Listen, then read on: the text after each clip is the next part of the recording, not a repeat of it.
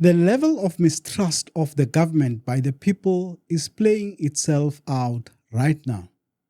South Africans have reacted with justifiable skepticism to the news that the Madlanga Commission of Inquiry will not resume with public hearings on Monday as initially announced.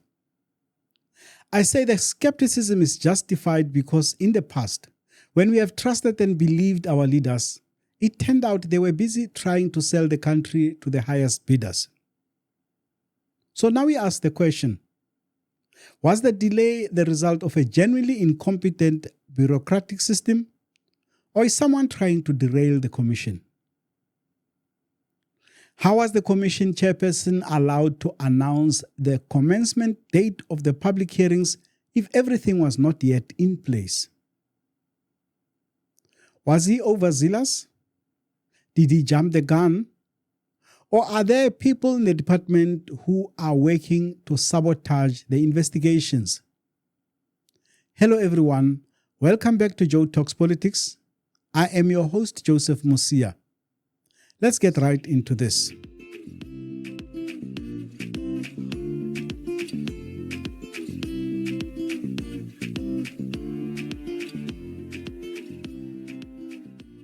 We South Africans have traveled a long road with the leaders we have. We have learned a lot over the past few decades. One of the lessons is that if you doze off, they will pull that wool so quickly over your eyes you won't even know what hit you. You see, we believed that the failure of our electricity system was the result of transformation. They told us so, and we believed them. Eskom was now supplying electricity to more South Africans, hence the grid was unable to cope. Because we believed in the good intentions of our new democratic leaders, we thought that was a plausible explanation. And then more dominoes started tumbling. SAA, Transnet, Denel, AMSCO, SARS, SABC. By the time we opened our eyes, the Guptas had landed their plane at Waterkloof. Khulubuse Zuma owned a mine, and the Nkandla Hills had a sprawling private estate. Now, back to the Madlanga Commission. Surely someone must have known, even as the commission was announcing the date of the hearings, that things were not yet in place. After all, Justice Madlanga himself commented on the importance of a speedy commencement. We assure South Africans that we are treating the matter with the urgency that it deserves, and that the Commission hearings will commence as soon as the necessary initial steps to bring us to that stage have been finalized. We anticipate that will be during August 2025. What we also consider to be of importance to the public is the question of lodgement with the Commission by members of the public of information that is considered to be relevant to what the Commission is investigating. The procurement process to secure a building in Gauteng is underway. That process is also underway with regards to our other infrastructure requirements. The public will be advised of the premises and online facilities where they can lodge information as soon as this question of procurement has been finalized, which I trust will be soon. Why is this such a big issue, you might ask? The core reason for the unhappiness is a widespread public perception that the delays are not accidental. They are aimed at protecting powerful individuals and allowing the scandal to fade from public memory. In South Africa, there is a deep-seated cynicism towards government commissions, which are often seen as tools to manage public anger rather than to achieve genuine accountability. Delays reinforce the narrative of justice delayed is justice denied. The allegations point to high-level corruption within the South African Police Service. The longer the hearings are delayed, the longer those potentially implicated remain in their positions or avoid scrutiny, leading the public to believe there is an active effort to shield them. The subject of the inquiry is not an abstract political issue. It directly concerns the safety and security of millions of citizens, particularly in Gauteng. The public fears that if police officers are indeed colluding with drug cartels and syndicates, every day the commission is delayed is another day this criminal activity continues unchecked. This is not a historical review.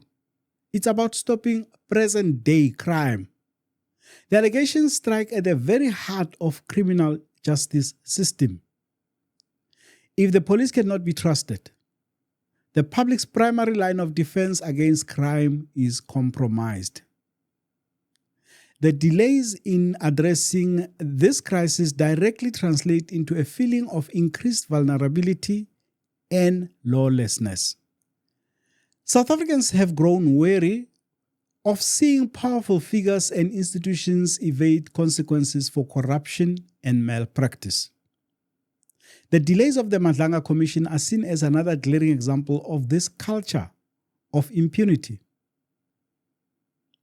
There is a strong public sentiment that no one, especially within state institutions, is ever held truly accountable. The Commission was hailed as a potential break from this pattern. Its delays are thus a profound disappointment and a reinforcement of the status quo. The inquiry deals with issues that have a devastating daily impact on communities, particularly those plagued by drug abuse and gang violence. Families and communities destroyed by drug abuse and violence linked to alleged police collusion are desperate for answers and official recognition of the truth. The delay prolongs their trauma and denies them a crucial step towards healing and justice. Commissions of inquiry are expensive, taxpayer-funded endeavors.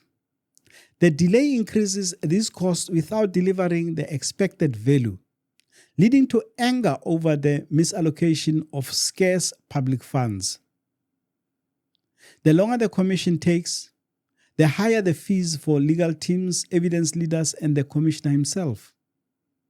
This is seen as a wasteful expenditure, especially when basic service delivery is under strain. Word is that President Ramaphosa was so angry about this situation that he was the one who ordered Justice Minister Kubayi to take action against implicated individuals. Following all this, as I got notified on Friday, I immediately reported the situation to the head of state, the president, who was traveling back from TICAT, who immediately we agreed that I'll do a full report to him, which was done by Friday. On Friday, as I did the report, I had immediately put the DDG responsible for ICT, Mr. Jabu Tlachwayo, on immediate suspension, pending a full investigation and a disciplinary process. This is because of the failures and lapses on the system, and also not being able to do due diligence and ensuring that the commission starts on time. In the process, the President then delegated to the Minister of Justice and Constitutional Development powers to institute disciplinary proceedings against the Director General of the Department of Justice and Constitutional Development, Advocate Doc Mashabane, and this decision has been communicated to him this afternoon. We must, however, state that despite these challenges, the Madlanga Commission has commenced with a preliminary work that includes interaction with their witnesses. We remain committed to ensuring that Commission begins its work without further delays and to strengthening the operational efficiencies of the department to prevent similar setbacks in the future. In its announcement of the postponement of the hearings, the Commission pointed out that it had announced the date of the 1st of September based on unequivocal commitment made by the Department of Justice that its requirements would have been procured in time. Unfortunately, those commitments have not been met. It goes on further to state that were it not for the lack of requirements that the department had failed to procure, the Commission would otherwise have been ready to commence the hearings on 1 September. The statement elaborates further that what it found most regrettable is that a substantial portion of the 3-month period at the end of which the Commission is expected to submit an interim report has gone by without the Commission having had a single witness. This is not of the Commission's making, it concludes. The most charitable interpretation of the lapses by the department is that this is an administrative incompetence. It points to systemic issues within the public service such as inefficient procurement processes, a lack of accountability, and a general bureaucratic sluggishness that has plagued the government for years. The more sinister political interpretation, and one that is frequently raised by opposition parties and civil society, is that this is sabotage. Given the high-profile nature of the Madlanga Commission's mandate to investigate allegations of criminality and political interference in the criminal justice system, it's highly likely that some powerful individuals or groups stand to be exposed. A delay in the hearings provides a window of opportunity for those implicated to tamper with evidence, intimidate witnesses, or simply just buy time. The statement's mention of the 3-month period for the interim report having gone by without the Commission having had a single witness is particularly damning in this regard, as it underscores the lost time that could be exploited by those under investigation. The fact that the Justice Minister has already taken disciplinary action against top department officials lends some weight to the idea this was not a simple oversight. The swift action suggests that a serious lapse in duty occurred, whether through incompetence or something more deliberate. The Madlanga Commission statement is a profound political commentary. It highlights a critical tension between the judiciary's mandate to seek accountability and the executive's administrative failures. It frames the delay as a symptom of a deeper malaise in the South African state, whether that be outright incompetence or a more calculated form of obstruction. So what do you think? Is it mere incompetence? Or are there other forces at work here? Send us your views in the comments below. And please remember to subscribe to allow this channel to keep growing. See you in the next one.